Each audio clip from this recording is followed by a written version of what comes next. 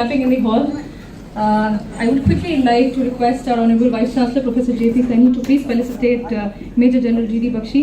Of course, it is a matter of immense pride and honor for us that he is here today with Netaji University of Technology, being the only technical university in the entire country after Netaji's name. So, sir, welcome.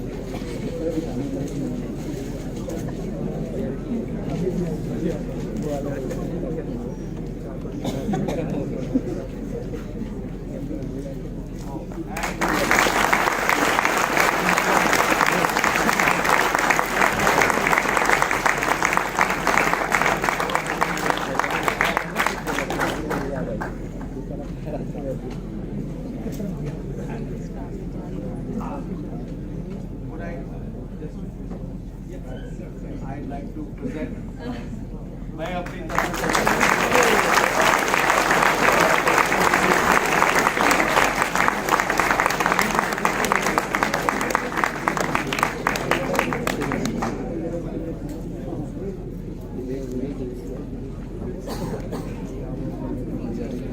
So before I let Sir take on the stage, we all know who he is. Of course, he doesn't need an introduction, but a little more about Sir. Major General G.D. Bakshi, of course, does not require any introduction, but of course it is important that a courageous man like himself must be applauded across all platforms in this country. Bakshi Sir is from Jammu and Kashmir Rifles and has been associated with various counter-terrorist operations on the line of control in Jammu and Kashmir and Punjab. He was also awarded the Vishisht Seva Medal for commanding a battalion in operations in Kargil and the rugged mountains of Kishtwar, for which he was awarded the Sena Medal for his distinguished service.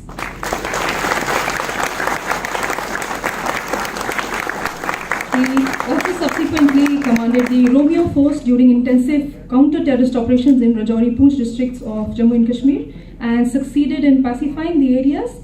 He has also served 2 tenures as Director General of Military Operations and was the first BGS IW at Headquarter Northern Command, India, where he dealt with information warfare and psychological operations.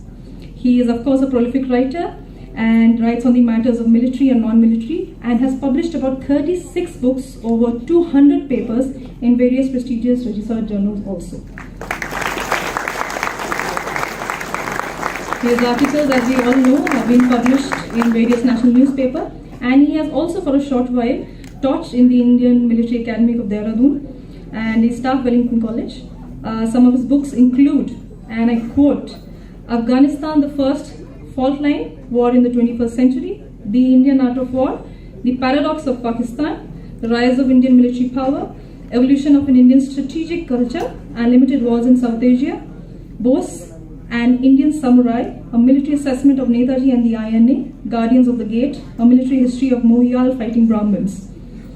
With so many feathers on his cap, Major General Bakshi has now taken upon himself to stand with the veterans of Azad Hind Fauj and finally concluded the Chalo Delhi campaign just a few days back.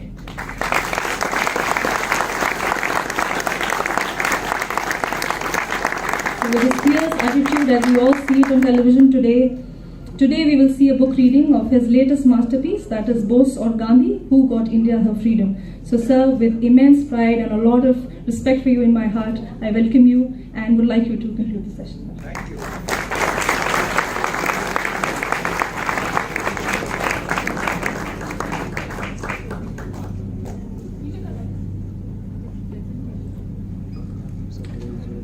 The esteemed Vice Chancellor, members of the faculty, and my dear young ladies and gentlemen of the Netaji Institute of Technology.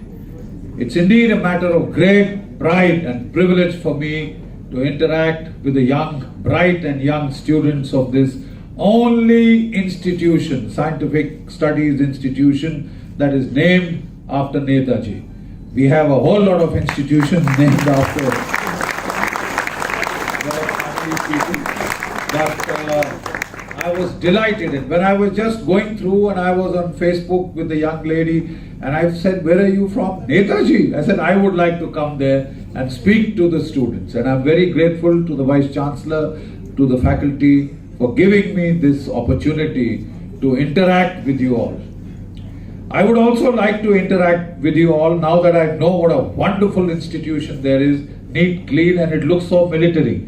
And it's so green. You're all blessed to be here. I'm delighted to be here personally. So I thought that I would also like to take the opportunity. I have been going to the various IITs and speaking to them on Make in India and the other things. I would also like to tell you gentlemen, young ladies and gentlemen, that you have a fantastic career waiting for you in the defense industries. So sometimes or the other you must look towards that. But what I am here for today is to talk to you on the great military hero who got us our independence, after whom your institute is named. And it is essential that we talk of Netaji in this institute. And we tell you a historical appraisal of what exactly did he do. There was a very nice movie called The Last Samurai. You know, I don't know how many of you have seen it. Tom Cruise, that very famous actor, is in that movie, The Last Samurai. So he is, he joins with the Last Samurai and he fights against the now newly formed Japanese army. And that Last Samurai is killed. But the Emperor of Japan has a great amount of respect for that Last Samurai. So when he talks to Tom Cruise, he said, tell me, how did he die? He says, I'd rather tell you how he lived. I will rather tell you how he lived. And what a great lot he did. So every time we talk of Netaji, we get involved with the mystery of what happened to him, how did he die? But I want to tell you of what this man achieved. It is amazing. And the truth has a habit of coming out. सत्य को साहब आप दबा नहीं सकते. जैसे भी आप दबाने की कोशिश करो, it has a habit of coming out. It has a habit of coming out. So मैं आपको आज बताना चाहता हूँ. I want to emphasize to you that you and I would not have been free had it not been for this man. आज भी शायद यहाँ पे अंग्रेजों का राज होता. और मैं बता रहा था वाइस चांसलर साहब, आपके प्रोफेसर साहिबान से जब हम डिस्कशन कर रहे थे कि साउथ अफ्रीका में नेल्सन मंडेला जी ने गांधीयन फिलॉसफी को फॉलो किया, नॉन वायलेंस, अहिंसा का पाथ अख्तियार किया. ठीक है. और साउथ अफ्रीका को आजादी कब मिली? कोई स्टूडेंट यहां बताए मेरे को, साउथ अफ्रीका को आजादी कौन से साल में मिली? यस बेटा, अप्रैल 1994. आपको भी अगर आप गांधीयन मेथड्स पे जाते तो शायद आजादी 1994 के आसपास मिलती, इफ एट ऑल. मैं ये भी कैविएट लगा दूं, इफ एट ऑल. तो देवियों और सज्जनों, लेडीज एंड जेंटलमैन, मैं कहना ये चाहता हूं कि एक कटु सत्य, जब आप बड़े खुश नसीब हो जो काले बाल वाले यहां पे, और मेरे जैसे सफेद बाल वाले भी इतने बुढ़े नहीं है कि हमने अंग्रेज जमाना देखा हो शायद, लेकिन उस वक्त जो भी आपके क्लब्स थे, इलीट क्लब्स दिल्ली में, कलकत्ता में, मुंबई में, जैसे कि जिमखाना क्लब, वहां केवल IAS IPS के अफसर जाते हैं, आजकल बड़े बड़े महानुभाव जाते हैं। हर क्लब के बाहर एक बोर्ड होता था, और पता उस बोर्ड पे क्या लिखा होता था? इंडियंस एंड डॉग्स, भारतीय और कुत्ते अंदर नहीं आ सकते। ये आपकी असली पहचान थी उस वक्त। गुलाम देश, a bloody nation of slaves, और वो 40,000 गोरे सिपाही, मैक्सिमम 80,000 थे किसी भी एक टाइम पे गोरे सिपाही इस देश में। आप ही को लेके, आप ही को अपनी फौज में डाल के उन्होंने इस देश के ऊपर पूरा कब्जा किया, इस देश पे 200 वर्ष राज किया। उसके पहले 800 वर्ष जो है आप एक के बाद एक आताताई के नीचे कुचले गए हो। Every bloody invader who came from anywhere conquered India, burnt your cities, destroyed your temples, raped your women, and then जब आपकी लाइब्रेरीज थी, जो नॉलेज जिसको हम इतना प्राइड करते थे, बख्तियार खिलजी ने जब आपकी नालंदा में आग लगाई तो वो 6 महीने वो लाइब्रेरी जलती रही। इतनी किताबें थी उसमें साहब, इतनी नॉलेज थी। आपको सोने की चिड़िया कहा जाता था। You were called the golden bird. इतना धान्य था यहां, इतना सोना था यहां। कहां गया आपका सोना?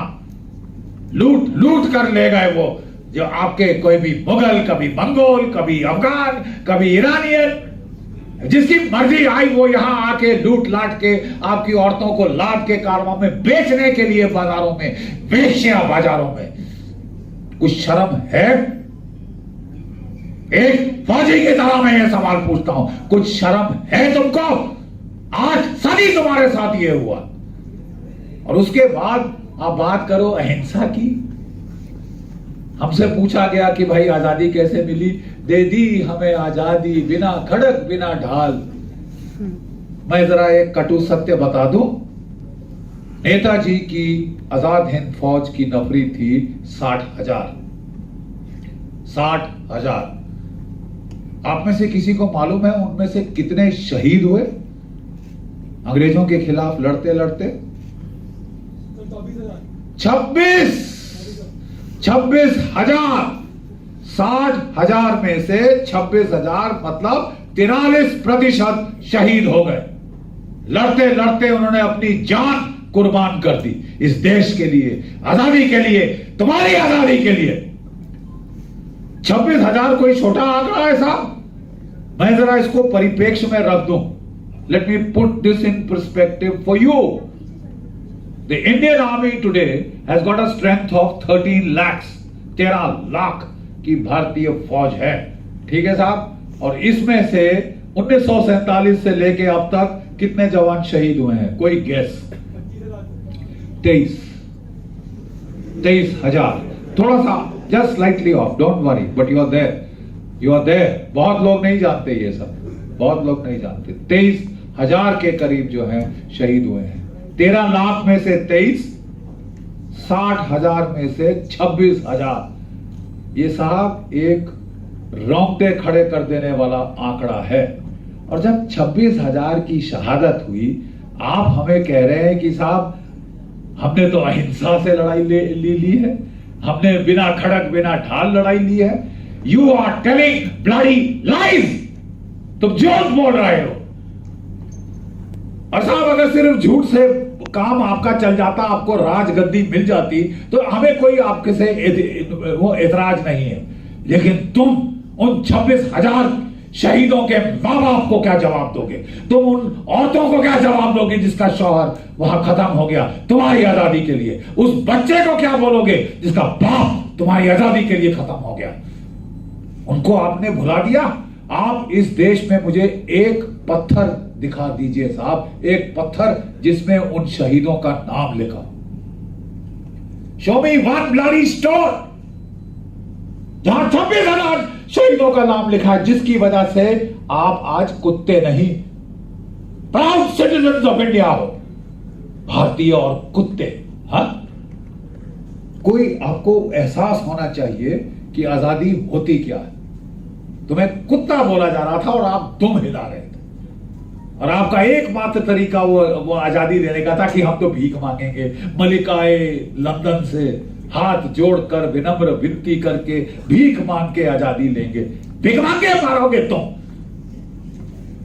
नेताजी ने ये बिल्कुल एक्सेप्ट करने से मना कर दिया। Next slide please. देवी और सज्जनों, ये जो पुस्तक मैंने एक प्रतिलिपि वाइस चांसलर साहब को अपनी तरफ से भेंट की है कि आपकी लाइब्रेरी में रहे, आप पढ़ें इसे। ये सीधा सवाल पूछती है, एक ऐतिहासिक सवाल, Who really made India free? Bharat को आजादी किसने दी? नेताजी ने या गांधी जी और नेहरू गांधी परिवार इत्यादि इत्यादि इत्यादि। ठीक है, क्या सॉफ्ट पावर से हमें आजादी मिली या हार्ड पावर से? अफसोस की बात यह है देवियों और सज्जनों कि आज के जो मॉडर्न नेशन स्टेट है वेस्टफालिया की, जो 1848 वेस्टफालिया की ट्रीटी के बाद बनी, वो ताकत की बुनियाद पे बनी, on the monopoly of violence. एक नेशन स्टेट फॉर्मेशन का पहला जो रिक्वायरमेंट क्या होती है कि तमाम सामंतदार किलेदार सबको डिजार्म करके जो ताकत होती है वो केवल सेना के पास होती है, देश की सेना के पास या आर्म्ड पुलिस के पास, और कोई किलेदार सामंतदार ठेकेदार पाटीदार कोई कहीं कुछ नहीं हथियार उठा सकता। केवल और केवल स्टेट के पास ताकत रहती है। The state is built on violence. फिर आप नॉन वायलेंस से कैसे सरकार चलाओगे साहब? आपको मालूम है जब हमारा देश आजाद हुआ, हमारी त्रासदी यह है साहब कि आजाद कराया इस शख्स ने, जिसकी फोटो टंगी है, जिसके नाम पे आपके इंस्टीट्यूट है। लेकिन आजाद हिंद फौज और नेताजी को तो दरकिनार किया गया, और जो राजपाट था वो ऐसे लोगों को दिया गया जो अंग्रेजों के गुण गाते नहीं थकते थे। जरा मैं एक छोटा सा आपको उदाहरण दूं। 1947 में आपको आजादी मिली, आपको डोमिनियन स्टेटस मिला। जरा मैं आपको इतिहास सिखा दूं। आजादी नहीं मिली साहब, ये दे दी हमें आजादी बिना खड़क बिना लगे, नाटक है। आपको डोमिनियन स्टेटस मिला, और डोमिनियन स्टेटस में पाकिस्तान और इंडिया दोनों डोमिनियंस बने। केवल और केवल इंडिया में ट्रांसफर ऑफ पावर हुआ। श्रीलंका में इंडिपेंडेंस हुआ, बर्मा में इंडिपेंडेंस हुआ, बाकी जगह इंडिपेंडेंस हुआ, यहां ट्रांसफर ऑफ पावर। क्यों साहब? क्योंकि जो पहले गवर्नर जनरल थे भारतवर्ष के, उनका नाम कोई मुझे स्टूडेंट बता दे। Lord Louis Mountbatten. Lord Louis Mountbatten. और पाकिस्तान के पहला गवर्नर जनरल कौन था? मोहम्मद अली जिन्ना, एक पाकिस्तानी।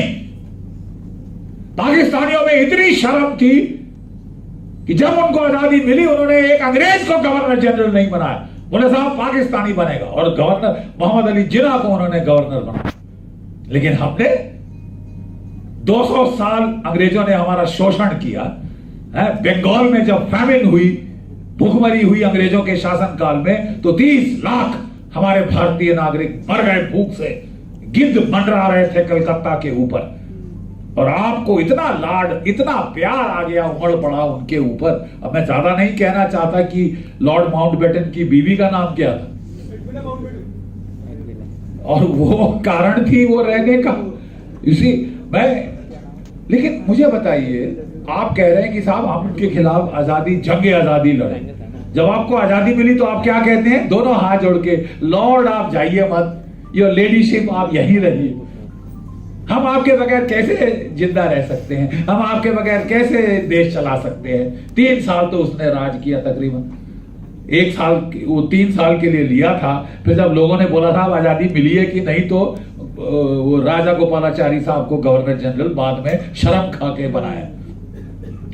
और उसका पहला आदेश क्या था माउंटबेटन का?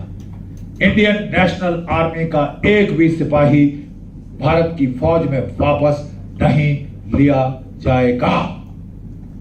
उनकी पेंशन बंद कर दी, उन्हें गद्दारों की संज्ञा दी गई। यह साहब बहुत चुभता है और मैं इसीलिए एक फौजी के तौर पे आज आया हूं कि हमने ये जो गद्दारी अपने साथ की है, इसको आज इसका कलंक हम अपने मुंह से मिटा दें। और नेताजी का क्या हुआ आप जानना चाहते हैं? वो एयर क्रैश में नहीं मरे। काम्पेटाई जापान की इंटेलिजेंस एजेंसी है।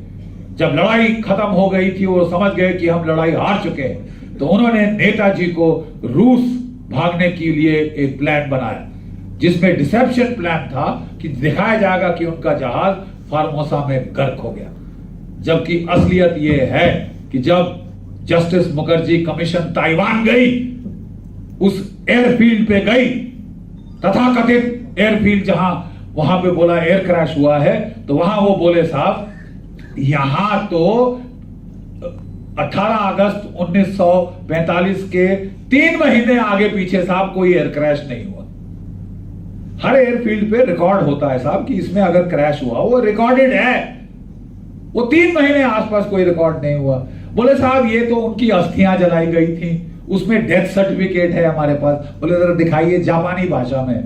बोले इसका अनुवाद करिए। पता चला ये एक जापानी सिपाही की अस्थियां, एक आम जापानी सिपाही जो दिल के दौरे से मरा। साहब ये कुछ दाल में बहुत काला है। और असलियत ये है जो हमने रिसर्च करी है कि वो मांचूरिया पहुंच गए थे। वहां से 2 रशियन इंटेलिजेंस के अफसर विक्टर अबाकुमाव और कर्नल उतरेखिन, ये 2 उनको वहां मिले जो पहले से संपर्क में थे। उनकी देखिए अभी जो 21 अक्टूबर हुआ है वो 75वीं वर्षगांठ थी किसकी? आजाद हिंद सरकार के फॉर्मेशन की। इस सरकार को 11 देशों ने रिकॉग्नाइज किया था और उनमें जर्मनी, जापान, इटली तो थे ही जो एक्सिस पावर्स थी। एक देश पता कौन सा था? सोवियत संघ। उस वक्त का सोवियत संघ जो आज रूस है, उसने भी मान्यता दी थी और उनकी ओम्स्क साइबेरिया में एक एम्बेसी खोली थी। ओम्स्क साइबेरिया में मॉस्को से द्वितीय महायुद्ध के दौरान रूसी सरकार वहां शिफ्ट हो गई थी। उनके दफ्तर वहां शिफ्ट हो गए थे कि वो जर्मन बमवर्षक जहाजों की रेंज से बाहर हो। ओके, सो मैं आपको कहना चाहता हूं कि वो ओम्स्क साइबेरिया जा रहे थे। अभी जो कागज डिक्लासिफाई हुए हैं, अभी जो हाल में मोदी सरकार ने किए हैं, उनमें 3 रेडियो ब्रॉडकास्ट नेताजी के, तारीख जरा ध्यान से सुनिए, दिसंबर 1945, जनवरी 1946 दूसरा ब्रॉडकास्ट, तीसरा ब्रॉडकास्ट 19 फरवरी 1946। उनकी तथाकथित मौत कब हुई? 18 अगस्त 1945। तो साहब ये दिसंबर, जनवरी और फरवरी में कोई भूत बोल रहा था? जो रिकॉर्ड हुआ, उनका रेडियो ब्रॉडकास्ट रिकॉर्ड किया गया। वो ग्रामोफोन रिकॉर्ड पे उन दिनों उसको रिकॉर्ड करते थे, रिकॉर्ड किया गया उनका। और वो हाल की बातों की बात कर रहे थे, ये नहीं कि वो पहले से रिकॉर्ड था उस वक्त बजा दिया। 3 रिकॉर्ड आए, अंग्रेजों ने सुने, सब ने सुने, इंटेलिजेंस एजेंसीज ने सुने। अंग्रेज दौड़े दौड़े गए इसके पास, स्टालिन के पास। ये तो भाई हमारा दुश्मन है, ये तुम्हारा दुश्मन है, क्योंकि इसने हिटलर के साथ ये गया था, उसके साथ मिलके तुम्हारे। हिटलर का नाम सुनते ही तो स्टालिन आग बबूला हो गया। उतरेखिन और विक्टर अबाकुमाव जो 2 इंटेलिजेंस ऑफिसर्स थे रूस के, उनको गोली मार दी गई। वो गोली मार के फायरिंग स्क्वाड के सामने मार दी। ये सजा मिलती थी रूस में। और नेताजी को साइबेरिया की प्रिजन में डाल दिया गया, ठीक है, और सेल नंबर 45 में उनको रखा गया, जहां पे जर्मन फौज के जर्नैल और जापानी फौज के जर्नैलों के साथ कैद किया गया। रेमंड मूडी जो कि होम मिनिस्टर था यहां पे अंग्रेजों का, उसकी चिट्ठी है, let him be where he is. अरे भाई जो जहां है उसे वहां रहने दो, क्योंकि हिंदुस्तान में कोई कैद ऐसी नहीं जो नेताजी को रख सके। उसको वहीं रहने दो। उनको वहीं रखा गया, लेकिन कहा जाता है कि 2 ट्रीटीज थी द्वितीय महायुद्ध के दौरान अंग्रेजों और रूसियों के बीच में, जिसके तहत कहा जाता है कि उन्होंने बोला हम उसको इंटेरोगेट करना चाहते हैं आपके यहां, आपकी जेल में, और यहां हिंदुस्तान की जनता को बोलो वो तो मर गए। Dead man don't scream. मरे हुए आदमी चीखते नहीं अगर उन्हें टॉर्चर किया जाए। आप जानते हैं मैं क्या कह रहा हूं? जिसने आपको आजादी दिलाई, आपकी सरकार यहां की शामिल, दे वर कॉम्प्लिसिट कि उसको वहां रूस में टॉर्चर कर करके मार डाला जाए, और आखिरी में उनके सिर के ऊपर एक जो है प्लास्टिक का बैग रख के उनका गला घोट दिया गया ताकि हार्ट अटैक लगे। ठीक है साहब, ये नेताजी के साथ हुआ, जिसने आपको आजादी दिलाई। You and I, we are all guilty. हम सब गुनहगार हैं। बोले जो पाप करता है सो पाप करता है, जो पाप सहता है हमने चुपचाप सहा है। इसी देश में अब ये ऐसा कोई इसके साथ गेट अवे कर सकता है, लेकिन ज्यादा देर नहीं साहब, हम भी नहीं सांस लेंगे जब तक हम ये सत्य उजागर करके ना छोड़े। Name and Shem. तुम ऐसा करके इतिहास के से बच नहीं सकते। लेकिन अब मैं बात करूंगा एक इंपेरिकल सत्य की कि इन्होंने किया क्या। ये तो वो हो गया कि ये बेचारे गए कैसे, इन्होंने क्या किया ये मैं आपको बताना चाहता हूं। Next please. ये देखिए, सबसे बड़ा ट्रिब्यूट जो है वो आपको आपका दुश्मन देता है। आपने 3 नाम सुने हैं, colonel Shahnawaz, colonel Dhillon, colonel Prem Sahgal. Sahgal, Dhillon, Shah, Nawaz, लाल किले से आई आवाज।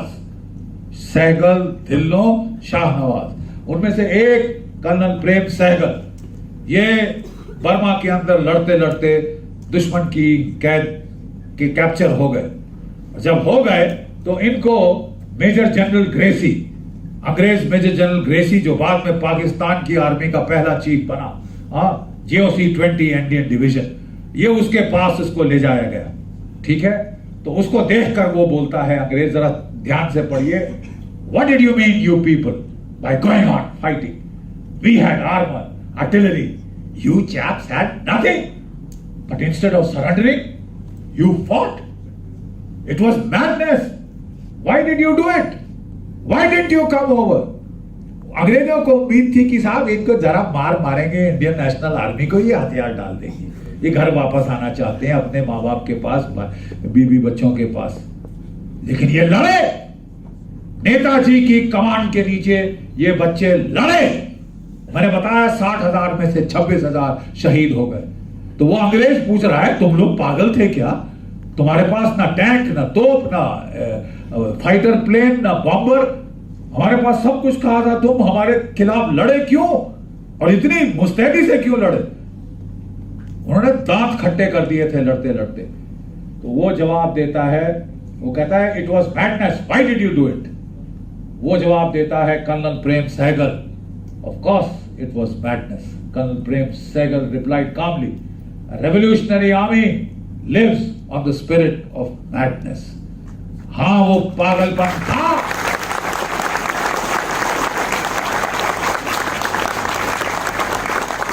पागलपन का जुनून होता है जो आजादी के दीवाने होते हैं। वो कॉस्ट नहीं काउंट करते, वो कीमत नहीं गिनते, मेरा ये नफा नुकसान होगा, मैं बनूंगा मिनिस्टर की नहीं बनूंगा। अरे वो लड़के मर जाते हैं। और जो बोले साहब हमने लाठी खाई, हमको मिनिस्टर बनाओ। अरे साहब, हमारे गांव में तो हमारी भैंस भी लाठी खाती है, अब हम हर भैंस को मिनिस्टर बनाएंगे क्या? इनका क्या हुआ? जो लड़ते लड़ते मर गए, जो शहीद हो गए, वो किसी खाते में नहीं, वो तो गाड़ दो। अरे साहब, I am sorry, it can happen only in India, और किसी देश में ये this nonsense would not have been tolerated. तो साहब, आप सब रिसर्च करते हैं रिसर्च मेथोडोलॉजी क्या है, एम्पेरिकल मेथड एम्प्लॉय करो।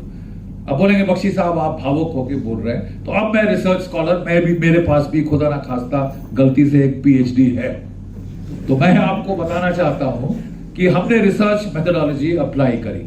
कौन थे की डिसीजन मेकर, ये फैसला करने वाले कि भारत आजाद होगा या नहीं, कौन थे? ये चार यहां पे हैं। सबसे बाएं है British prime minister Lord Clement Attlee, 1945 से 1950 तक ये ब्रिटेन का प्रधानमंत्री।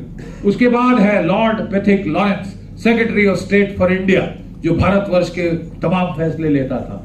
और वो टॉप पे है लॉर्ड जिसके Viscount Wavell, field marshal Wavell, viceroy of India, Nai Delhi में जो वॉयसरॉय था, ठीक है साहब। और उसके नीचे है फील्ड मार्शल ऑकिनले, जो कि कमांडर इन चीफ इंडिया था। ये चार प्रमुख डिसीजन मेकर्स हैं। इसके अलावा the governors of British India, director intelligence bureau अंग्रेजों का, इन सब के साथ हमने इस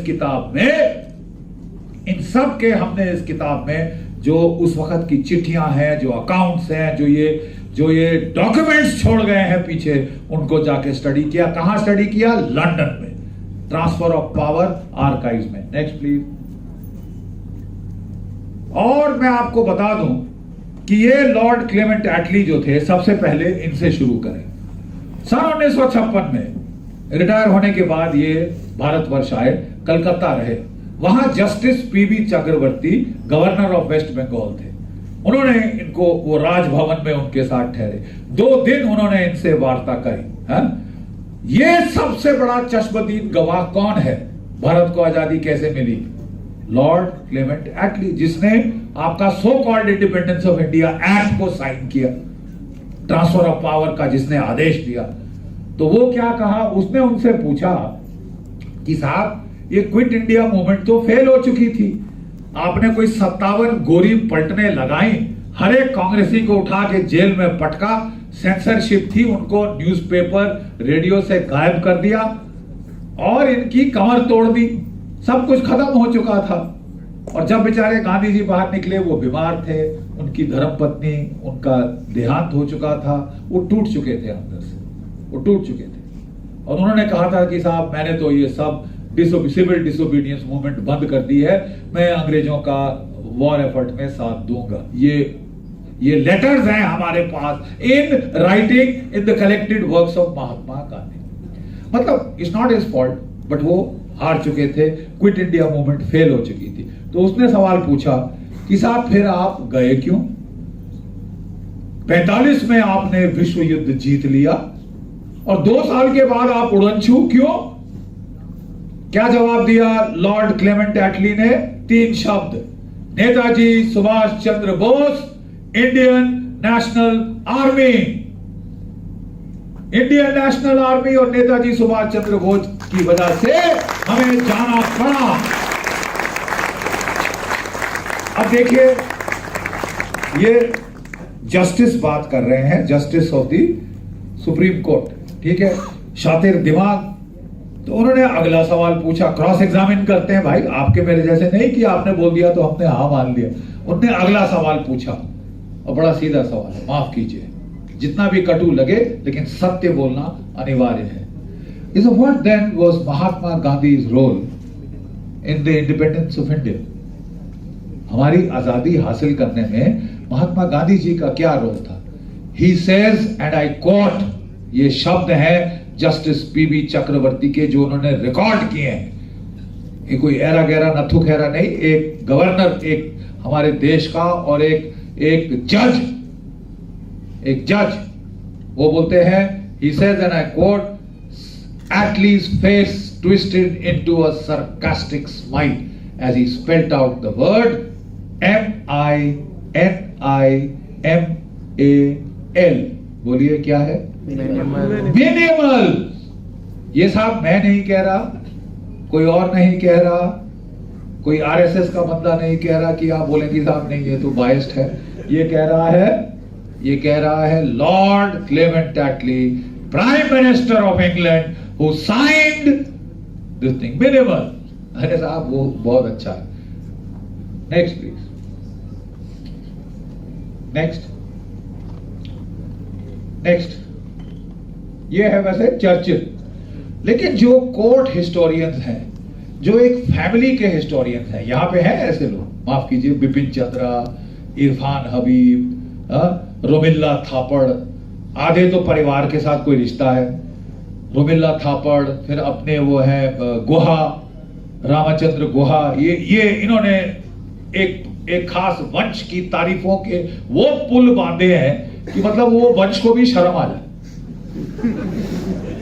इतना ज्यादा किसी की तारीफ कर दो तो था वो भी फिसल जाए। वो कहते हैं नहीं साहब, हमें आजादी थोड़ी ना मिली बोस के और वो आजाद हिंद फौज के, 26,000 मर गए तो क्या है, एक आंकड़ा है साहब। अबे तेरा बाप मरा होता तो तू ऐसे बात करता? 26,000 मर गए तो क्या है।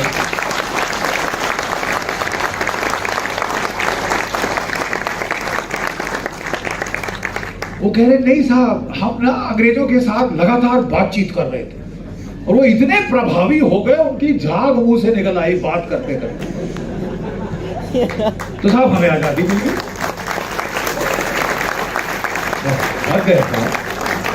एक 200 साल का राजपाट एक आदमी इसलिए जाएगा कि आप उससे इतने शातिर दिमाग से बातचीत कर रहे थे, चपेड़ मारेगा तुम्हारे मुंह पे उठा के तुमको डालेगा वहां पे 200 साल के बाद। Next please. देखिए, ये जो आजाद हिंद फौज का फॉर्मेशन था और इसने जो लड़ाई शुरू करी, अंग्रेज इससे बहुत घबरा गए कि अगर ये खबर हमारी सेना में फैल गई, जिसमें कि जो 98% भारतीय सैनिक हैं, तो साहब विद्रोह हो जाएगा। इसलिए जो सबसे खबर उन्होंने छुपा के रखी थी, सेकेंड वर्ल्ड वॉर में टोटल सेंसरशिप थी, टोटल सेंसरशिप, रेडियो की, प्रिंट मीडियम की, हर मीडियम की, टोटल 100% सेंसरशिप। और उस सेंसरशिप के मारे साहब उन्होंने आजाद हिंद फौज की भनक नहीं हिंदुस्तान में आने दी। नेताजी ब्रॉडकास्ट करते थे बर्लिन से, टोक्यो से, उन्होंने बैन लगा दिया था कि अगर कोई पकड़ा गया सुनते ये ब्रॉडकास्ट तो उसको सजा मिले। फिर भी लोग धीरे धीरे रात में कंबल के नीचे डाल के छुप के सुनते थे। ठीक है, उनके तुम मुझे खून दो, मैं तुम्हें आजादी दूंगा, चलो दिल्ली, चलो दिल्ली, ये नारा वो वहां से लगाते थे, टोक्यो से, बर्लिन से। ठीक है, लेकिन जब युद्ध हार गए, जापान हार गया, जापान के ऊपर 2 एटम बॉम्ब गिरे और बेचारों ने आत्मसमर्पण कर दिया कि अब कहां से लड़ेंगे, एटम बॉम्ब के खिलाफ कहां लड़ेंगे। उन्होंने आत्मसमर्पण कर दिया और ये बेचारे सारे कैदी हो गए। अब अंग्रेज बड़ी शान से उनको लाना शुरू किया वापस हिंदुस्तान में, प्रिजनर ऑफ वॉर केजेस में रखा। तो लोग बड़े क्यूरियस हुए कि ये क्या हो रहा है? और ये धीरे धीरे उनमें जो कई लोग बेचारे, जब उनको मारपीट हुई, टॉर्चर हुए, तो वो बोले नहीं साहब, हमको तो जबरदस्ती डाला गया था। अच्छा, जबरदस्ती डाला गया था, ठुक जा सकता है, उसको घर भेज दिया।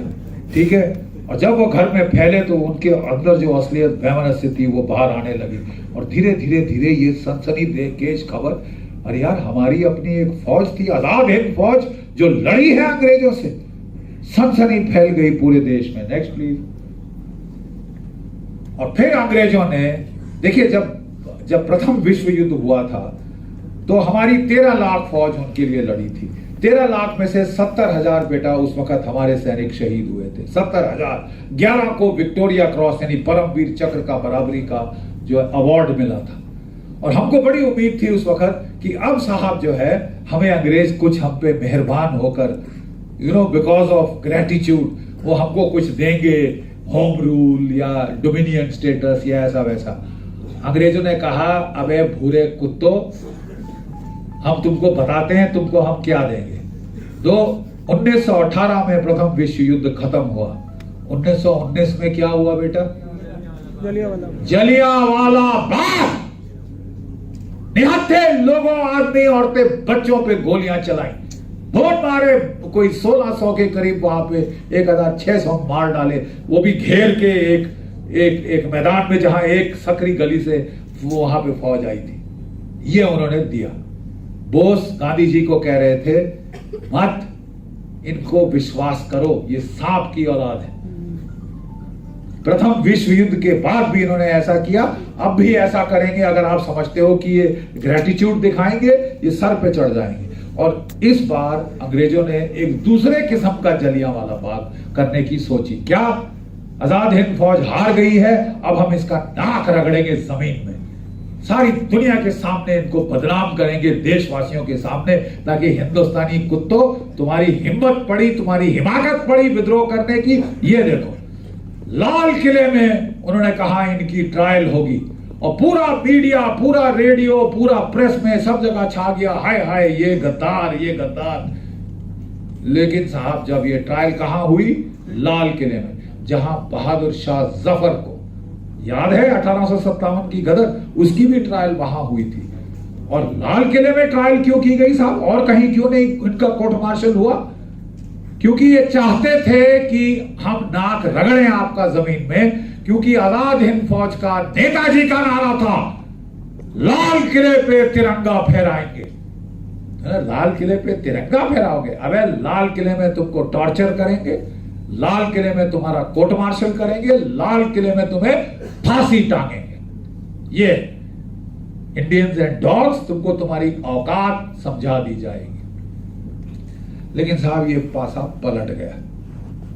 अभी तक लोगों को आजाद हिंद फौज के बारे में मालूम नहीं था। अब हर पेपर में, हर रेडियो ब्रॉडकास्ट में आजाद हिंद फौज, आजाद हिंद फौज, गद्दार गद्दार गद्दार। और ऐसे आक्रोश की लहर उठी कि कलकत्ता में, मुंबई में, दिल्ली में, लाहौर में, कराची में, हमारे तमाम बड़े शहरों में रॉयट शुरू हो गई साहब। गुस्से के मारे, गुस्से से पगलाए लोग, भीड़ पे भीड़ निकल आई, 1 लाख की भीड़ निकल आई कलकत्ता में। और वहां का जो गवर्नर केसी है, आप वो किताब पढ़ें तो उसमें एक उसकी चिट्ठी है वायसरॉय को। हमने पहली बार देखा, लाखों की तादाद में भीड़ बाहर निकल आई, पुलिस ने गोलियां चलाई, वो थोड़ी देर विचलित हुए 1-2 सेकंड के लिए और फिर चढ़ते आए। ये हमने पहली बार हिंदुस्तान में होते देखा है। उससे ज्यादा चिंता की बात, उस वक्त 25 लाख हिंदुस्तानी सिपाही जो द्वितीय महायुद्ध में लड़ चुके थे, जिन्होंने जर्मनी, इटली और जापान को धूल चटा दी थी, वो फौज से डीमोबिलाइज किए जा रहे थे। एज इट इज वो गुस्से में थे। और अब जब उनको एक गांव वालों ने बोला, अबे तुम लड़े अंग्रेजों के लिए, भाड़े के पिट्ठू हो तुम, यू आर ब्लडी मर्सनरीज, खच्चर हो तुम भाड़े के, वो देख वो लोग लड़े हैं। और जहां ये फौज में आक्रोश की लहर फैलनी शुरू हुई, क्योंकि उस वक्त अंग्रेज टम साला नेटिव ऐसे करके वो बोलते थे, तो खुंदस तो बहुत थी लोगों को।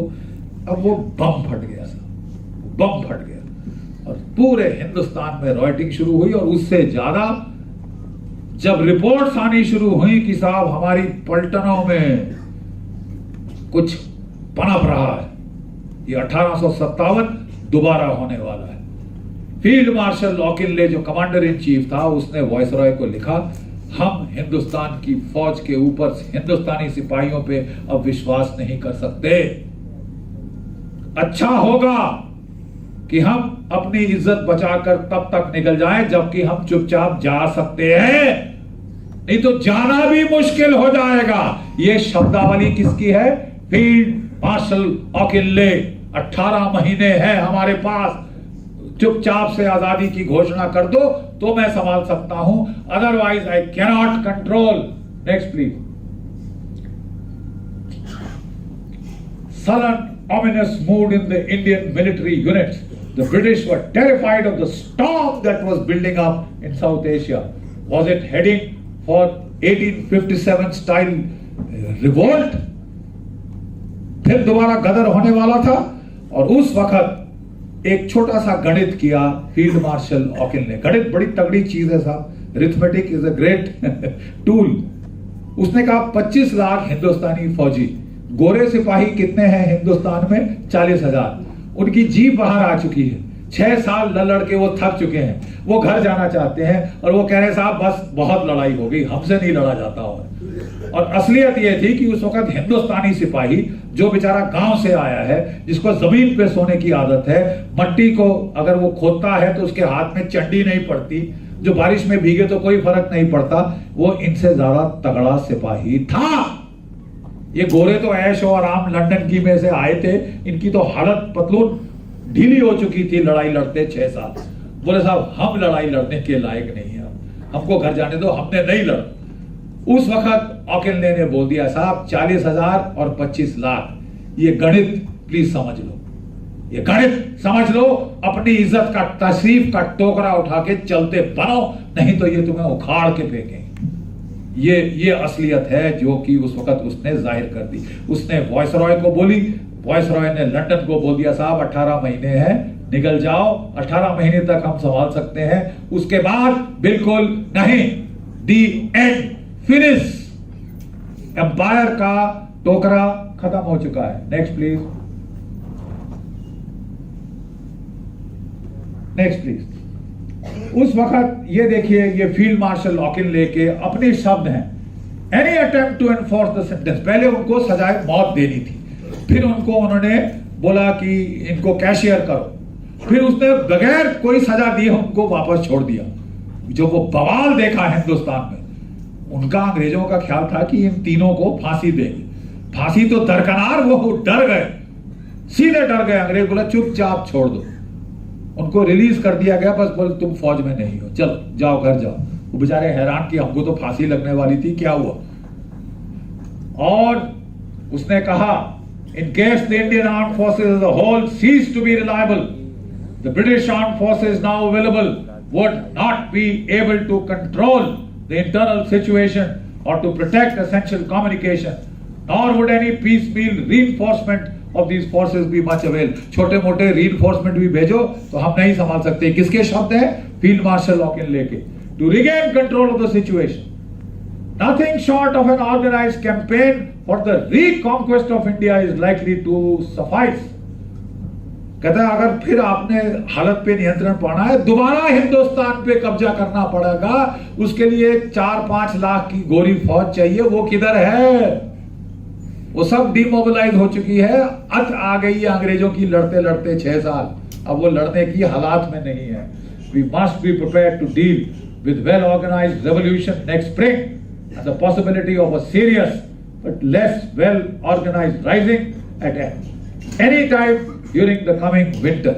ये शब्द लिखे हैं साहब 1 दिसंबर 1945। कहता है कि कुछ महीने हैं, अब ये बवाल फटने वाला है, या तो स्प्रिंग के मौसम में होगा या विंटर में छोटा मोटा शुरू हो जाए। और उसके शब्द 16 आने सच निकले। Next please. लेकिन जो लंदन में बैठे थे लॉर्ड्स और वॉइसरॉयज और ये उनके जो माई बाप, उन्होंने बोला कि ये दोनों जो सिपाही हैं बुड्ढे, ये बुड्ढे हो चुके हैं, अब इनमें लड़ने का मादा नहीं रहा, इसलिए ये पैनिक कर रहे हैं। Next please.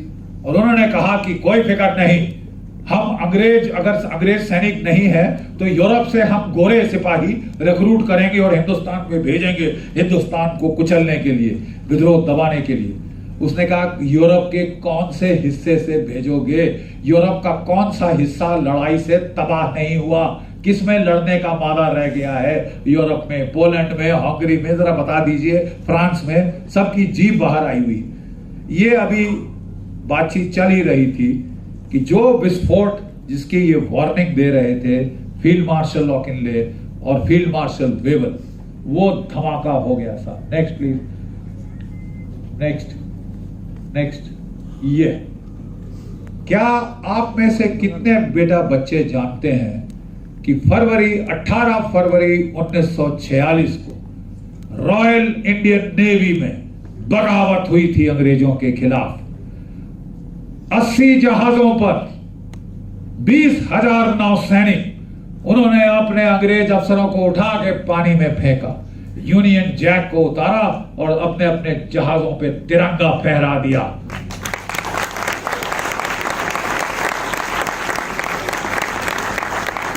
और यही नहीं, उन्होंने जुलूस निकाले मुंबई में, कराची में, नेताजी की तस्वीरें लेकर, और जो अंग्रेज उनको मिला जो टिक्का गाड़ी में घूम रहे थे जंगेलाट बनके, नीचे उतरा है, वो साहब मेम साहब को नीचे उतारा, बोला बोलो जय हिंद, बोलो जय हिंद, जय हिंद बुलाया उनसे। अंग्रेज थर्रा गए साहब, थर्रा गए अंग्रेज। और यही नहीं, जबलपुर जो मेरा घर है, जबलपुर में 2 दिन के बाद हमारी सेना के सिग्नल और ईएमई यूनिट्स में बगावत हुई। अब अंग्रेजों के ठंडे पसीने छूट गए। ये जो कह रहे थे लॉर्ड ऑकिनले और वेवल, वो तो साहब ट्रेलर अब आना शुरू हो गया है। इसके पहले मेन हमको जो मूवी देखनी पड़े 1857 25 लाख सिपाहियों के साथ, अच्छा है कि अपनी दुम दबा के निकल चला। ये आपकी आजादी की लड़ाई की असली कहानी है, एक सिपाही की जुबानी।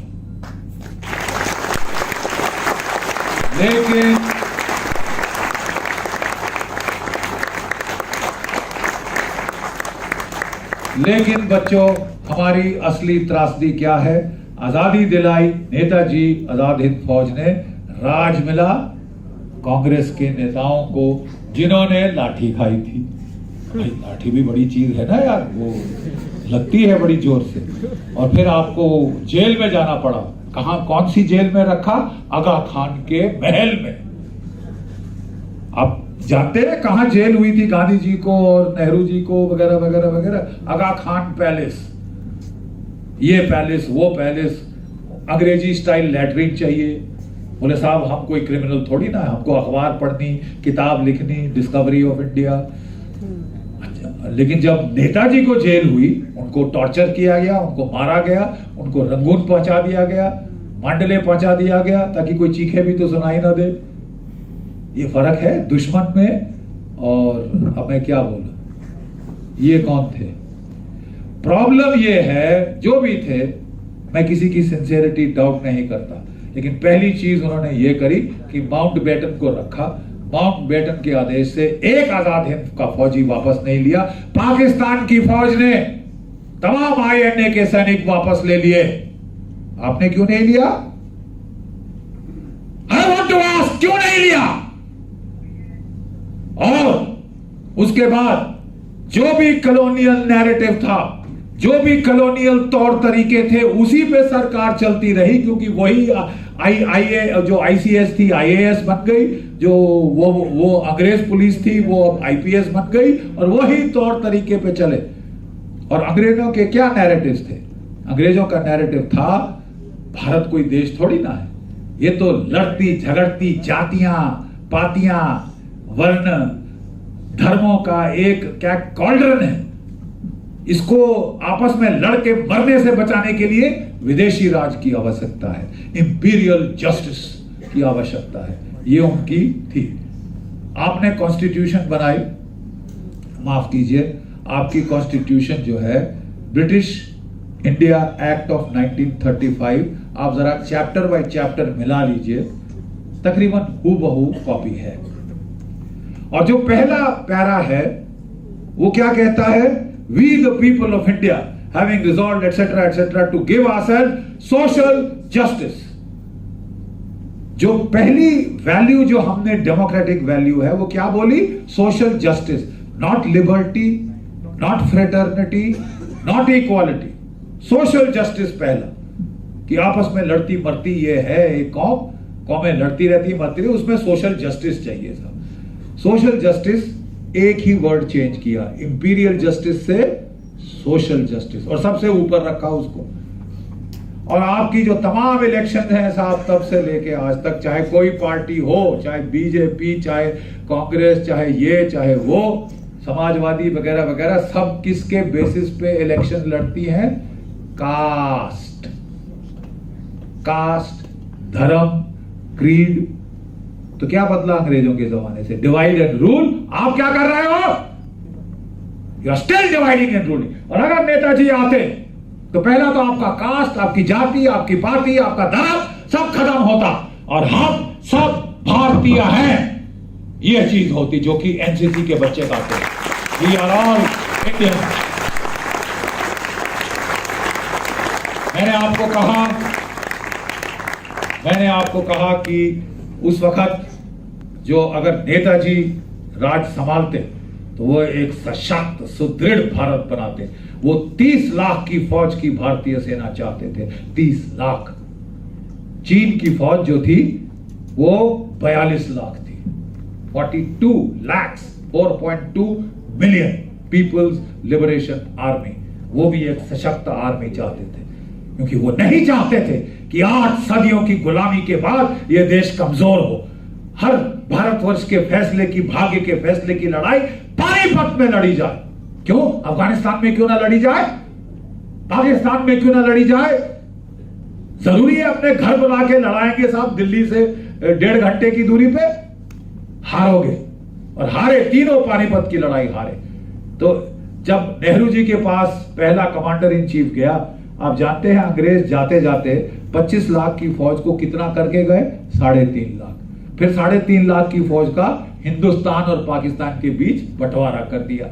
उस वक्त हमारे सिर पे बम फटा पार्टीशन का, दोनों तरफ से कितने लाखों लोग जा रहे थे। मेरे फादर मुझे सुनाते हैं कहानियां कि किस तरह ट्रेन पाकिस्तान से आई, कटी लाशें, औरतों को तो उतार दिया, कटी लाशें, बच्चे, बूढ़े, ये उसको कौन संभालता, वो सारा गदर। वो पहले आपकी फौज कम करके गए। और जब जो पहला हमारा कमांडर इन चीफ था ब्रिटिश इंडियन आर्मी का, अंग्रेज लगाया, जनरल सर बॉब लॉकहार्ट, वो अपने नए बॉस को खुश करने के लिए अपना कैन लिया, अपनी टोपी डाली और जाके सैल्यूट मारा, sir I have come with plans for expansion of the Indian army.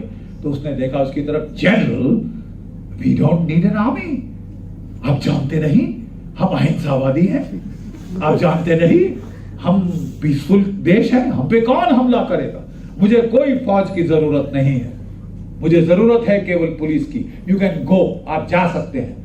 बेचारा बॉब लॉकहार्ट चकरा गया उसका सर, और जब वो उनके दफ्तर से बाहर निकला, उसकी जो शक्ल की फोटोग्राफ अगर आज कहीं होती तो वो it would have been a priceless photograph. उसको सदमा लग गया कि ये बोल क्या रहा है।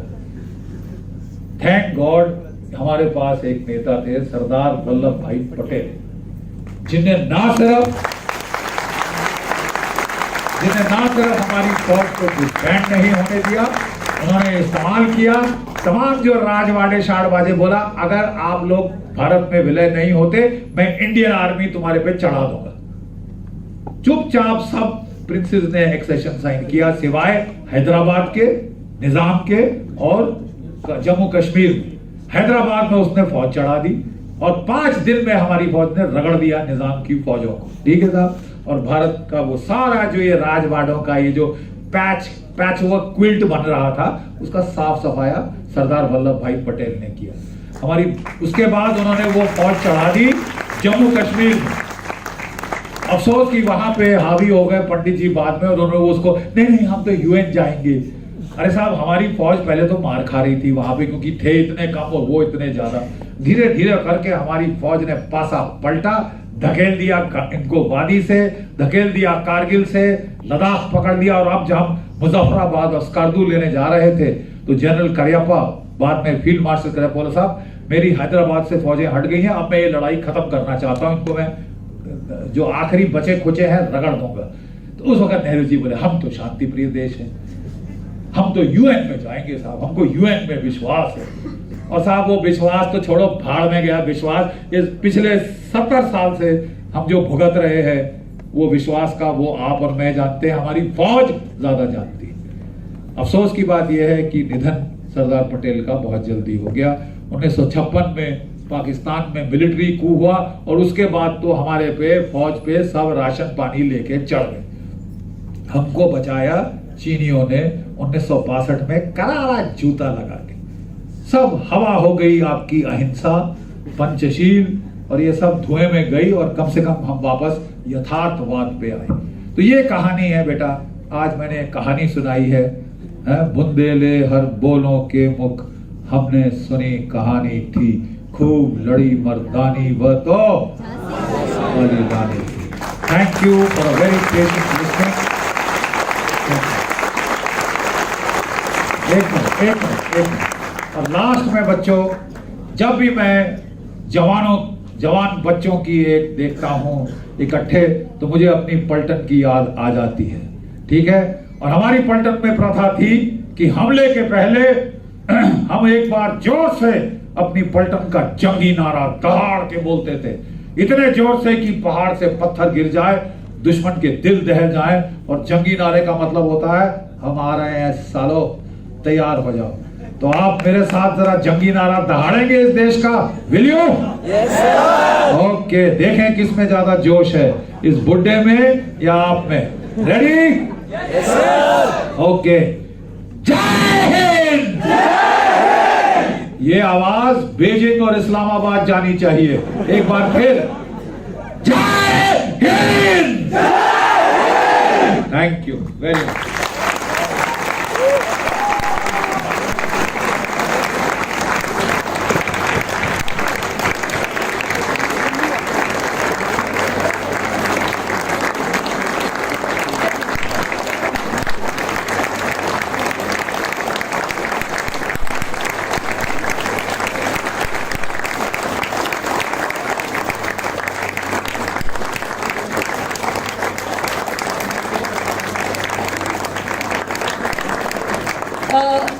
Sir has, please sit down, please sit down.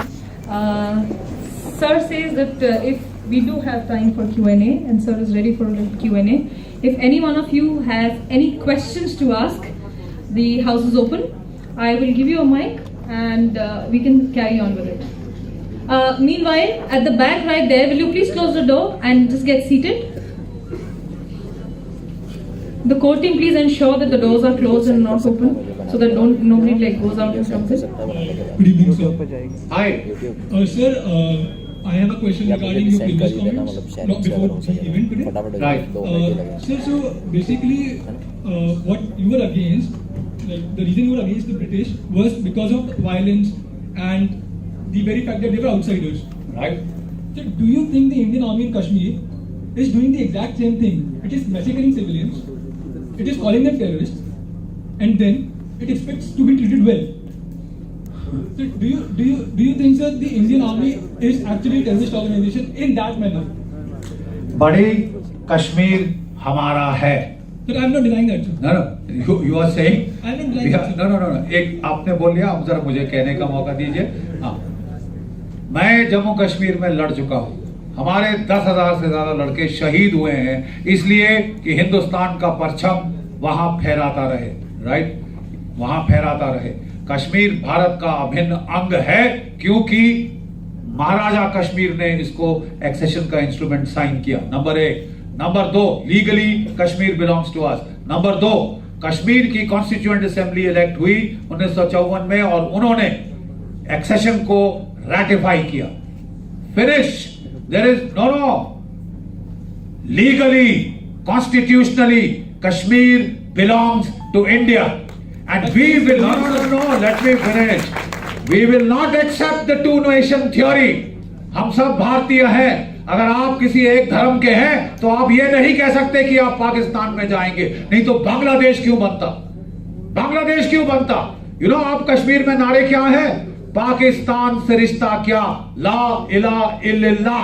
Do you believe that?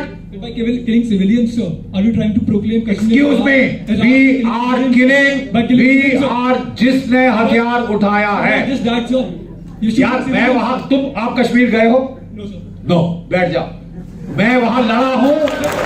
मैं वहां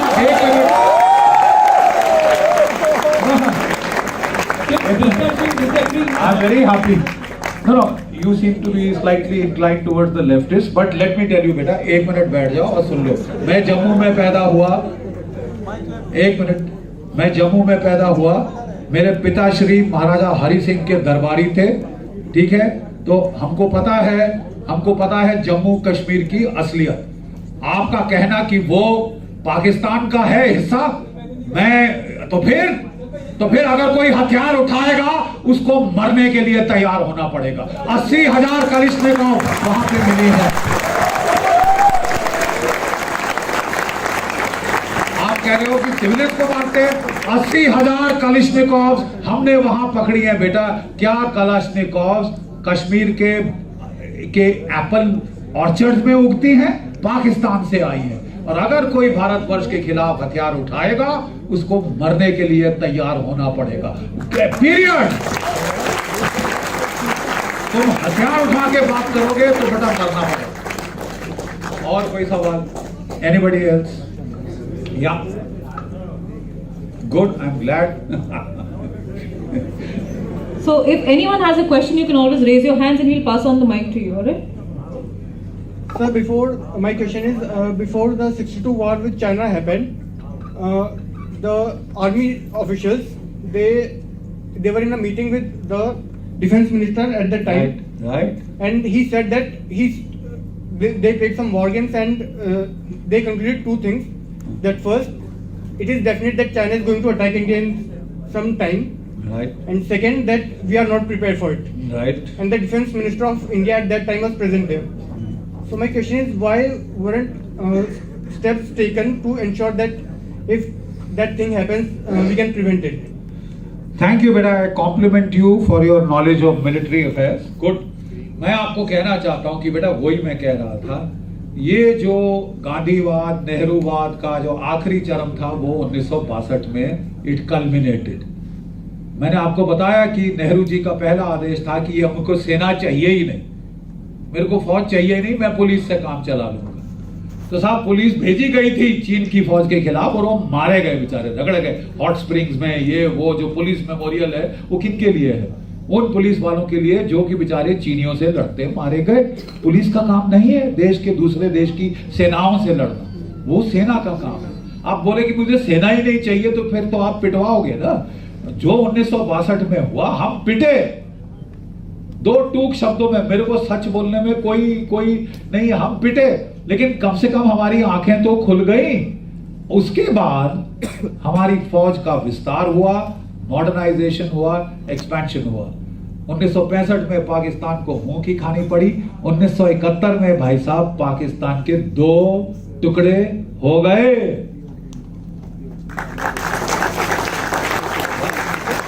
Also, I have a second question.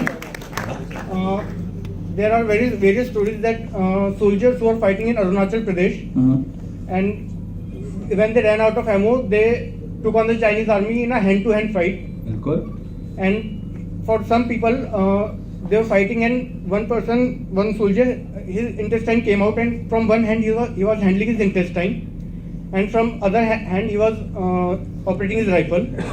And still some political parties, left-leaning parties, they made a statement that we should donate blood not to the Indian soldiers but to the Chinese soldiers who are fighting in the Indo-China war. बेटा ये वामपंथियों से please पूछिए कि communism किसी देश में आज तक सफल हुई है? ना रूस में, ना चीन में, ना पोलैंड में, ना रोमानिया में, ना हंगरी में, ना चेकोस्लोवाकिया में, किसी देश में, ईस्ट जर्मनी में नहीं हुई। अब हमारे सिर क्यों थोप रहे हो भैया? नहीं, मैं आपसे पूछता हूं, if it had succeeded all over तो बोलते हाँ साहब हमको भी कम्युनिस्ट बनाओ। हाँ, कम्युनिस्ट हमारे सबसे ज्यादा फ्री स्पीच की बात करते हैं जेएनयू के अंदर, ठीक है साहब।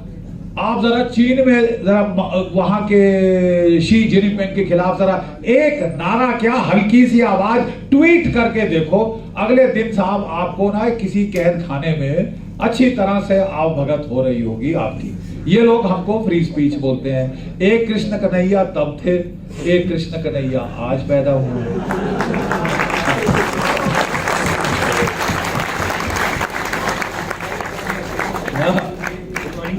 Yes, I have bolo. a question. Nowadays, Nepal is lining towards China, Right. more than India.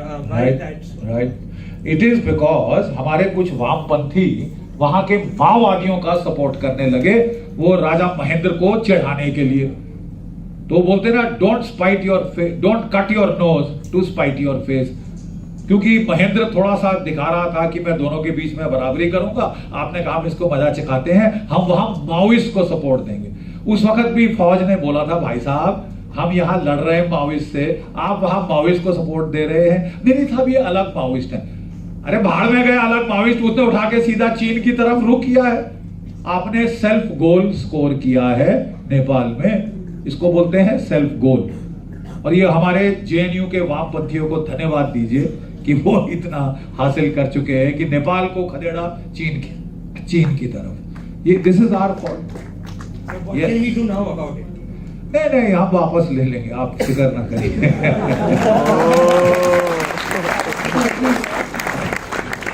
ये पीछे माइक दे भाई.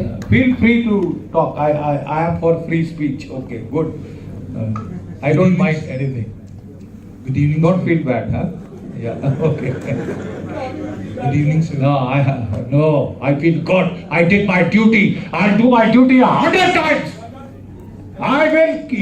You pick up a gun tomorrow, boy. I'll kill you. Chal.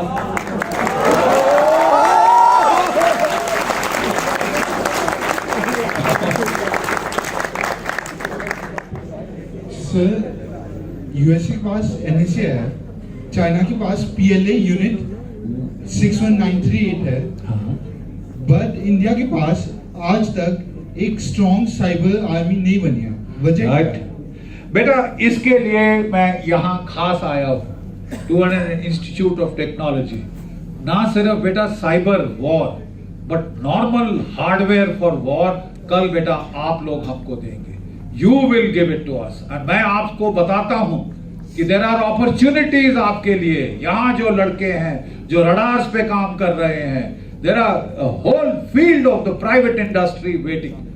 देखिए मैं बता रहा था वाइस चांसलर साहब को कि भारत कल्याणी फोर्ज हमारी प्राइवेट कंपनी इंडिया की, उसने 155 मिलीमीटर गन बनाई है, इस देश में प्रोड्यूस करी है, जो कि अमेरिकन तोप से कई गुना अच्छी है.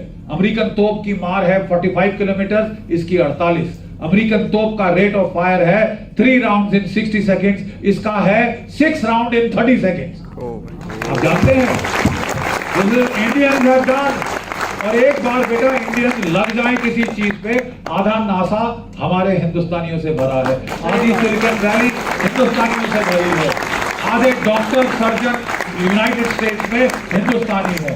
हमारा दिमाग बहुत आला दिमाग है बेटा. हम चाहते हैं कि हमारे बच्चों को बाहर जाने के बजाय यहाँ इंडिया में अच्छी पैसे वाली नौकरी मिले. ये नहीं कि साहब वो आपको पब्लिक सेक्टर में जाके भूखे मरो, नहीं. मैं कह रहा हूं कि आप अच्छी प्राइवेट फर्म्स आपको लेंगी यहाँ पे. And I would request that they B sensitised. Great opportunities खुल रही है आपके लिए. यहाँ जो लोग बैठे हैं कल आप में से आधे से ज्यादा हमारी डिफेंस इंडस्ट्रियल बेस में होंगे, because we are trying to create a defence industrial base in the private sector.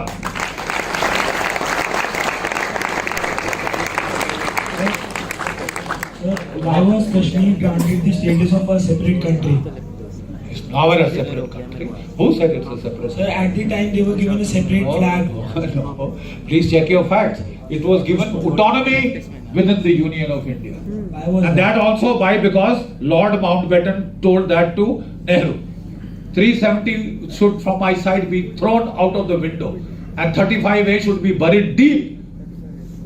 कोई मतलब नहीं है. You know, 4.5 लाख कश्मीरी पंडित वहां से निकाल के फेंके, उनकी औरतें रेप करी, उनके बेचारे बुढ़े बुजुर्ग मारे, वो किसी खाते में नहीं है. सिर्फ इंडियन आर्मी ने टेररिस्ट मारे हैं. आए यार, अगर आप हथियार उठाइए तो आप सिविलियन नहीं रह जाते. तो फिर maybe some collateral damage unintentional. रात के मुझे 2 बजे फायर मेरे पे खुल जाए, हाँ मुझे दिख नहीं रहा, मैं I just return the fire, गलती से 1-2 सिविलियन कभी मर जाए तो यस. लेकिन जहां तक हमारा सवाल रहा है, हमने जाके टेररिस्ट मारे हैं और हमने गिन के जिसने हमारे देश के खिलाफ हथियार उठाया है उसको लड़ने मरने के लिए तैयार है. इसलिए I am here to defend.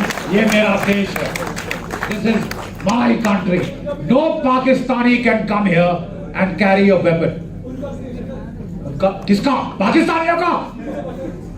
बड़ी, you got your facts wrong and you got your feelings in the wrong place. Okay, can we Good afternoon, sir. We are very proud to have you here. Thank sir, you. I have a doubt, sir. हाँ. Sir अभी भी India और पाकिस्तान के cricket matches होते हैं. Right.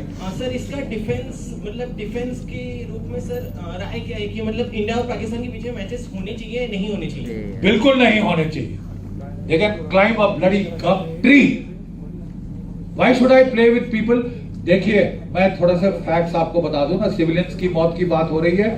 Pakistan ने भारत में हस्तक्षेप शुरू किया 1980 की दशक में पंजाब में 21,000 भारतीय नागरिक पंजाब में मारे गए। जब हमने पंजाब पे काबू पा लिया, उसने जम्मू कश्मीर में शिफ्ट किया। 45,000 नागरिक वहां मारे गए हैं, फौजी, नागरिक, टेररिस्ट, 45,000। 1993 के बाद हमारे तमाम बड़े शहरों में, आप सिविलियंस की मौत की बात कर रहे हैं, हम तमाम बड़े शहरों, सावेरी बाजार, मुंबई, दिल्ली, 30,000 कोर्ट्स में बम फटने शुरू हुए हैं, 15,000 भारतीय शहीद हुए हैं। ओके, इन देश के लिए कोई किसी के पास आंसू बहाने के लिए है?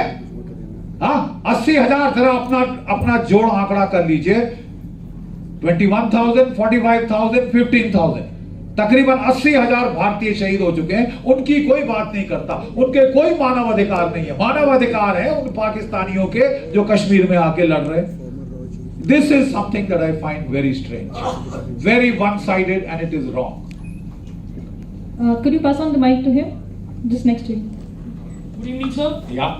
My question is, rather sir, I would be talking Hindi because. हाँ, sir, जिस मातृभाषा का प्रयोग। सर मेरा क्वेश्चन ये है कि सर नेताजी ने वॉयलेंस का पाथ लिया, जी। गांधी जी ने नॉन वॉयलेंस का। जी। तो सर मेरा क्वेश्चन ये है कि वो लिमिट, वो हद कब आती है जब हमें किसी चीज की परवाह ना करके सिर्फ हथियार उठा लेने चाहिए? जब आपके 30 लाख लोग भूखमरी से मार डाले, जब जलियांवाला बाग में आपके निहत्थे आदमी, औरत, बच्चे जाए, सिविलियंस, आपके आदमी, औरत, बच्चे जाएं और उनके ऊपर गोली धड़ाधड़ मारी जाए और उनके भागने का रास्ता रोक लिया जाए फौज के साथ, तब आपको हथियार उठाना चाहिए। When somebody kills your women and children, then you better fight, boy. Then you fight. Then I don't turn the other cheek. हम कहते हैं कोई एक गाल पे थप्पड़ मारे, आप दूसरी गाल आगे करिए। चीनी क्या कहते हैं जानते हैं बेटा? चीनी कहते हैं if a man slaps you once, it is his mistake. अगर कोई आदमी आपको चांटा मारता है, उसकी गलती है। क्यों? मैं उसका हाथ पैर तोड़ दूंगा। But if he slaps you twice, then it is your mistake. अगर वो दूसरी बार चांटा मारता है तो जरूर आपने कुछ उल्टा सीधा किया होगा, सीटी मारी होगी, कुछ किया होगा, तभी आप भरे बाजार में हाथ नीवा करके, सर नीवा करके चांटे पे चांटे खाए जा रहे हैं। कोई इज्जतदार आदमी चांटा नहीं खाता है ऐसे। एक मारा, चलो तुम्हारी गलती। बेटा मैं यहाँ पे आया हूँ बच्चों के बीच में। I'd like to finish here, unless there are some urgent questions. हाँ, आप कुछ और कहना चाहते हैं? बोल। I would also like to say that sir कि generally जितने भी यहाँ पर citizens हैं, सर मैं सबकी बात नहीं कर रहा, बट सर काफी सारे ऐसे हैं जो खाली कमेंट करते हैं कि आर्मी ये गलत कर रही है, वो गलत कर रही है, पुलिस को ये नहीं, ये करना चाहिए। तो सर इसमें हम अपना मतलब रोल कैसे प्ले कर सकते हैं, अपना बेस्ट जो हम दे सकते हैं? देखो बेटा, मैं कहता हूँ कि हमें गुस्सा, वो बोले साहब ये बुढ़े जर्नल साहब को गुस्सा क्यों आता है? एल्बर्ट पिंटो को, एक थी ना वो पिक्चर थी, एल्बर्ट पिंटो को गुस्सा क्यों आता है? मैं तुम्हारे लिए लड़ूं, मैं मरूं, मैंने दाएं, आप कह रहे बेटा अंतड़ी बाहर आती हुई मैंने आंखों से देखी है। लड़के मेरे इधर पे चोट खाया, अंतड़ी बाहर आ गई, हाथ से वापस डाल रहे, ठीक है, वहां मर गया, कोई पानी मांग रहा है, कोई कुछ कर रहा है। हम लड़े हैं किसके लिए? आपके लिए। और यहाँ आओ तो गाली आपसे खाओ। हाँ, मानवाधिकार के सारे हनन मेरे ऊपर। बेटा मैं 2 दिन काम करना बंद कर दूं, तुम्हारे भी चीन का राज होगा या पाकिस्तान का?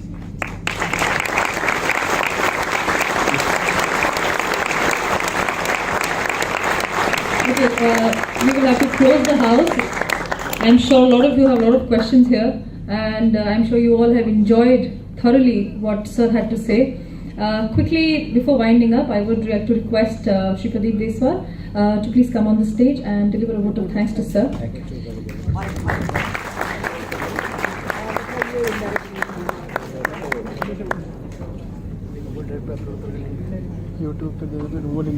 नमस्कार। बहुत ही इन्फॉर्मिंग सेशन रहा और ताउम्र याद रहेगा ऐसा सेशन रहा। और जनरल साहब आपका गुस्सा जायज है। वतन जब तकलीफ में हो, 130 करोड़ लोगों का वतन तकलीफ में हो, फौजी को गुस्सा नहीं आएगा तो किसको आएगा? फौजी को तो आना बनता है। और आपने इतना अच्छा नेताजी के बारे में बताया, इतनी कुछ नई बातें हम सबको जानने को मिली। मैं कवि हूं, कविता करता हूं। बरसों पहले नेताजी पर कुछ लिखा था, उसकी कुछ पंक्तियां पढ़ देता हूं इस मौके पे। और शायद जो दर्द आपका है वही कुछ उसमें भी रहा होगा। जो आपने बात कही अपनी, उसी बात को मैं अपने लफ्जों में कैसे कहता हूं कि ना तो ये भूगोल होता, आज जिस भारत की हम भूगोल की बात करते हैं, ना तो ये भूगोल होता, ना ऐसा इतिहास होता यदि 1947 में कुर्सी पे सुभाष होता।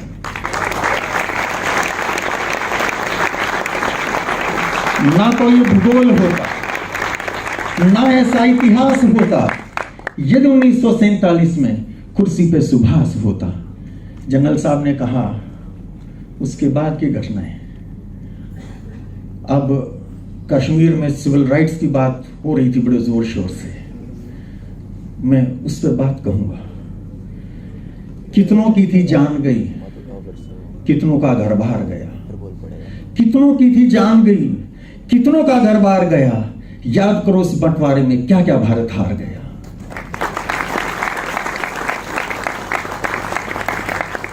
कितनी माओं ने सरहद पर, कितनी माओं ने सरहद पर अपने बेटे वार दिए। कितनों ने सिंदूरी सपने देश की खातिर वार दिए। केसर की घाटी में, वहां मानवाधिकार की बात हो रही थी। केसर की घाटी में, केसर की घाटी में अब बारूद की खेती होती है। केसर नहीं उगता अब वहां पर। केसर की घाटी में अब बारूद की खेती होती है। न जाने किन के पापों को भारत माता ढोती है। 70 साल हुए आजादी को, अब भी संकट जारी है। पूछ रहा है देश, बताओ किसकी जिम्मेदारी है? उनकी जिम्मेदारी, सुभाष की जिम्मेदारी है जो हो रहा है आज। तब कहता हूं, केसर की घाटी में अब बारूद की खेती होती है। न जाने किन के पापों को भारत माता ढोती है। 70 साल हुए आजादी को, अब भी संकट जारी है। पूछ रहा है देश, बताओ किसकी जिम्मेदारी है? कलम छीनकर मासूम, कलम छीनकर बच्चों से बंदूक थमाने वालों को, बात हो रही है उनके मानवाधिकार की। मैं सीधी बात करता हूं। कलम छीनकर बच्चों से बंदूक थमाने वालों को सूली पर लटका दिया जाता। स्कूल जलाने वालों को स्कूल जलाए जाते हैं इस घाटी में। कलम छीनकर बच्चों से कलम छीनकर बच्चों से बंदूक थमाने वालों को सूली पर लटका दिया जाता। स्कूल जलाने वालों को 1/3 कश्मीर पड़ा है पाकिस्तानी कब्जे में। लाहौर, कराची, ढाका होते हिंदुस्तानी नक्शे में।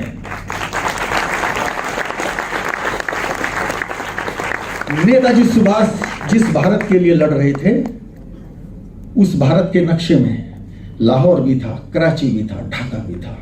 तब कहता हूं 1/3 कश्मीर पड़ा है पाकिस्तानी कब्जे में। लाहौर, कराची, ढाका होते हिंदुस्तानी नक्शे में।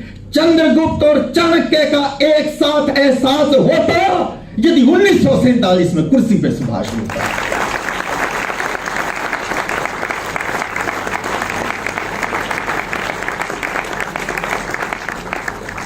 जनरल साहब, आपकी मौजूदगी ने ठंडे लहू को गर्म कर दिया।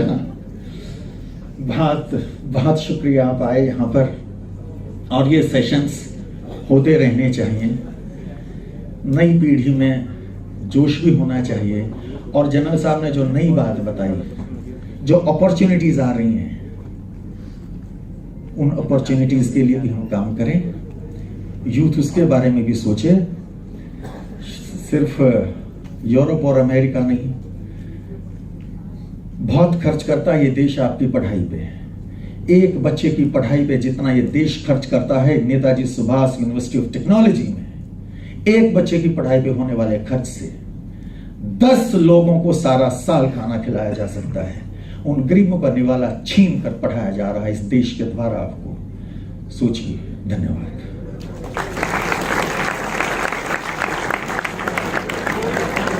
Please give a huge round of applause for Meta Gandhi Lakshmi.